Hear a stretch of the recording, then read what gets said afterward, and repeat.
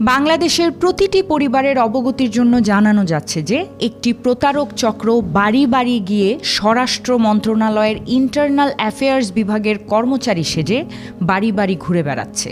এমনকি তারা সরকারি কাগজপত্র ও লেটারহেড ব্যবহার করে দাবি করছে যে আসন্ন জনগণনার জন্য সবার পরিচয়পত্র যাচাই করা হবে, আর কোনো রকমভাবে তারা ঘরের ভেতরে ঢোকার সুযোগ পেলেই লুটে নিচ্ছে সর্বস্ব।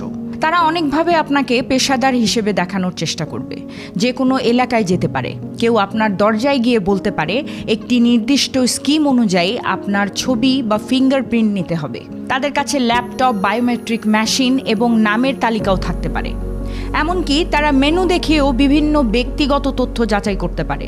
অনুগ্রহ করে সকলেই জেনে রাখুন, সরকারের পক্ষ থেকে এমন কোনো উদ্যোগ এখনও নেওয়া হয়নি এবং এমন কোনো স্কিমও সরকারের পক্ষ থেকে এখনও অবধি চালু করা হয়নি। এগুলো সবই প্রতারণা এবং এই সমস্ত স্কিমের কথা বলে যদি কেউ আপনার ঘরের দরজায় এসে নক করে এবং আপনাকে জিজ্ঞেস করে এরকম কোনো স্কিমের জন্য আপনার ঘরে এসছে, তবে অবশ্যই সবার আগে দরজা বন্ধ করে দিন।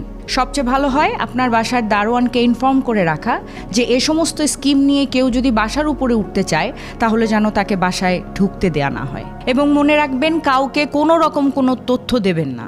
সতর্ক ও সচেতন থাকুন এবং এই ভিডিওটি আপনার পরিবার, পরিজন ও বন্ধুদের শেয়ার করে দিন, যাতে করে তারাও সতর্ক এবং সচেতন থাকতে পারে। ভালো থাকবেন, সুস্থ থাকবেন এবং সতর্ক থাকবেন।